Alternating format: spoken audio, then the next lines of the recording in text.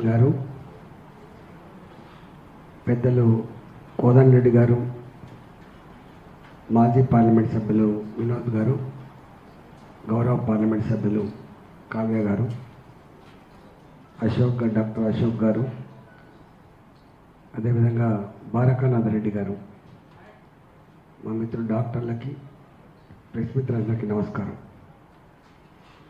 ఈ విషయం మీద చాలా సుదీర్ఘమైన చర్చ జరిగినట్టుగా అనిపిస్తుంది. ఎంతమంది ఇక్కడ ఉన్నారనేది కాకుండా చాలా ఇంపార్టెంట్ బాధ్యత కలిగినటువంటి వాళ్ళు ఈ సమావేశంలో పాల్గొన్నారు కాబట్టి నేను తప్పకుండా ఒక పరిష్కారం దొరుకుతుందని చెప్పి ఆశిస్తున్నా. అయితే అనుకోకుండా నేను పెస్టిసైడ్స్, కెమికల్స్,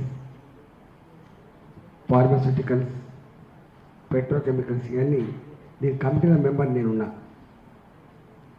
స్టాండింగ్ కమిటీలో ఉన్నా. నాకంటే ఎక్కువ వినోదాలకు తెలుసు, స్టాండింగ్ కమిటీలు చాలా డీప్గా చర్చిస్తూ ఉంటాయి ఇష్యూస్ మీద. వాటికి ఏదో గంటలో 2 గంటలు కాకుండా రోజుల తరబడి చర్చిస్తూ ఉంటాయి. నేను లక్కీగా ఉన్నా, ఈ కమిటీలో ఉన్నా. అనుకోకుండా ఎందుకో మొన్న 2 days జరిగినాయి, నాకు తెలియదు ఈ సమావేశం గురించి, కానీ 2 days జరిగితే ఈ గడ్డి మందు నిషేధించాలని చెప్పి ఒక సబ్జెక్ట్ పెట్టినాయి అన్న. దీన్ని అర్జెంట్గా నిషేధించాలి. వాళ్ళు ఆ ఫార్మసిటికల్ మన ఈ పెస్టిసైడ్ సంబంధించినటువంటి మా సెక్రటరీ గారు, అవును సార్ దీనికి సంబంధించిన వివరాలన్నీ మీరు ఇవ్వండి, ఇస్తే మేము తప్పకుండా పరిశీలన చేస్తామని చెప్పారు. నాకు తెలిసి 100కు 100% దాన్ని బ్యాన్ పెట్టిస్తామని నమ్మకం అయితే ఉంది. సరే, మల్టీనేషనల్ కంపెనీలు వాళ్ళ పైరలు వాళ్ళకు ఉంటాయి, వాళ్ళ బిజినెస్ ఇంట్రెస్ట్ వాళ్ళకు ఉంటుంది, కానీ తప్పకుండా ఇది బ్యాన్ అవుతుందని అనుకుంటున్నా. మీరందరూ చెప్పినట్టుగా నేను కూడా 25 ఏళ్ళుగా ఈ హెల్త్ కోసమే నాకు ఒక పిఏ ఉంటాడు, మా గంగాధర్ గారు ఇక్కడనే ఉన్నాడు. హెల్త్ కోసమే ఉంటాడు, మొత్తం పేషెంట్లకు పోవడం, సాయం చేసు. మా గంగాధర్ కూడా నాయకుడు పనిచేసింది కాబట్టి, అంటే హాస్పిటల్ ఉండే పేషెంట్కి ఎంత కన్సర్న్తో పనిచేస్తామో మేము దాన్ని అనుభవించడం కాబట్టి. ఇంతకుముందు కావ్య చెప్పినట్టుగా మంచిగానే మాట్లాడుతూ ఉంటాడు.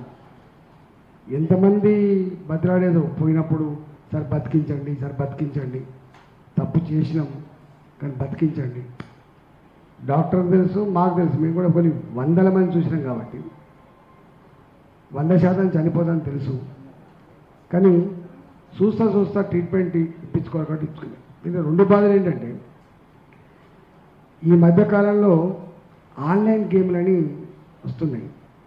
ఈ ఆన్లైన్ గేమ్లలో రైతుల ఆత్మహత్యలు తక్కువైపోయినాయి. కుదరదు, రైతుల ఆత్మహత్యలు, కౌలు రైతుల ఆత్మహత్యలు తక్కువైపోయి 3 రకాల ఆత్మహత్యలు ఎక్కువైపోయినాయి. ఒకటి, ఈ ఆన్లైన్ గేమింగ్లో డబ్బులు పోగొట్టుకొని యువత చనిపోతున్నారు. రెండవది, ఈ మధ్యకాలంలో అన్ఎంప్లాయ్మెంట్, అంటే ఉన్నట్టుండి ఉద్యోగాలు పోతున్నాయి. ఉన్నట్టుండి ఉద్యోగాలు పోతే ఒక లైఫ్కి అలవాటు పడేటువంటి వాళ్ళు మళ్ళా ఉద్యోగం దొరకని సందర్భాల్లో ఈ పారాక్విట్ తాగి చచ్చిపోయేటువంటి సంఖ్య పెరుగుతుంది. మూడవదేమో, సరే అప్పుల బాధలు, బయట రకరకాల అప్పుల బాధలతో కావచ్చు, ఫ్యామిలీ బాధలతో కావచ్చు, ఏ బాధతో మొత్తానికి పోతుంది. దీంట్లో వచ్చిన బాధ ఏంటంటే, ఒకవైపు అప్పుల బాధనో ఏ బాధనో మంది అవుతాడు, మళ్ళీ దవాఖానకు పోతే మళ్ళా చనిపోతానని తెలిసిన తర్వాత కూడా, ఒక్క డ్రాప్ తాగినా చనిపోతానని తెలిసిన తర్వాత కూడా ట్రీట్మెంట్ మంచిగా ఇవ్వమని చెప్పి కోరినప్పుడు కొంతమంది డాక్టర్లు ఏమో ఖర్చు ఎందుకు అని చెప్పే పద్ధతిలో ఉంటారు. కొంతమంది ఏమో సరే వాళ్ళు కోరుతున్నారు కాబట్టి మనం ట్రీట్మెంట్ ఇద్దామని చెప్పి, అంటే కుటుంబం కథమైపోతుంది. ఇక ఒకవైపు మనిషి పోతాడు, రెండో వైపు అప్పులు మిగిల్చిపోతాడు ఆయనగా. ఇక ఈ వేదనంతా భరించేది ఆడబిడ్డలే. ఇక పిల్లలు వేసుకొని ఇక తాగి ఆయన పోతాడు, చచ్చిపోతాడు. ఇక బాధంతా జీవితాంతం దుఃఖాన్ని దిగమికుండా భరించేదంతా స్త్రీలే. ఇక బాధ వర్ణనాతీతంగా ఉంటుంది. అందువల్ల ఈ మధ్యకాలంలో ఇది చెప్తే ఒడవని వ్యధ, ఎందుకంటే మీరు చాలా చూసినారు కాబట్టి మేమందరం మాట్లాడినాం కాబట్టి డబ్బుల కోణం తప్ప మనిషి జీవితం అనే కోణమే లేకుండా పోయేశారు అసలు వ్యవస్థలో. ఇక్కడ చాలా ట్రాక్ తప్పినాం మనం. అది ఎట్లా పెరిగింది, అది ఎట్లా విరుగుతుందో తెలియదు, కానీ దాన్ని విరుక్కొట్టే పని తప్పకుండా పొలిటికల్ లీడర్గానే చేయాలి. పొలిటికల్ లీడర్ బాధ్యత ఉంటుందని నేను భావిస్తూ ఉన్నాను. ఇవాళ కేవలం మనం రాజకీయాలు, రాజకీయ పార్టీలు, ప్రభుత్వాలు వీటి మీదనే ఫోకస్ పెడుతున్నాం తప్ప ఈ సోషల్ ఆస్పెక్ట్లో ఇవన్నిటి పట్ల ఎక్కడో దృష్టి పెట్టకపోతే ప్రభుత్వాలు ఇంకా రాబోయే కాలంలో సమాజంలో ఒక అన్రెస్ట్ పరమైనటువంటి ఆస్కారం ఉంది. కాబట్టి ఒకటేమో మీరు చెప్పినట్టుగా ఇది బ్యాన్ చేద్దాం, రెండవది ఇట్లాంటి వాటి మీద తప్పకుండా కొంత చర్చ జరగాల్సి అక్కడ ఉంది, వీటికి కొంత పరిష్కారం చెప్పాల్సి అక్కడ ఉందని చెప్పి నేను భావిస్తూ ఉన్నాం. మా డాక్టర్లు ఈ ప్రయత్నం చేసినందుకు ధన్యవాదాలు తెలియజేస్తూ, డెఫినెట్గా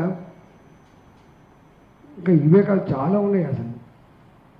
ఎంత అంటే మొన్న ఒక మొక్కజొన్నకి ఒక గులాబీ కీటకం వస్తే అది ఎంత బాధ అంటే ఆ మొగిలి దాంట్లో వేస్తే కూడా చావలే, మొగిల్లో వేస్తే కూడా చావలే టాబ్లెట్ వేస్తే.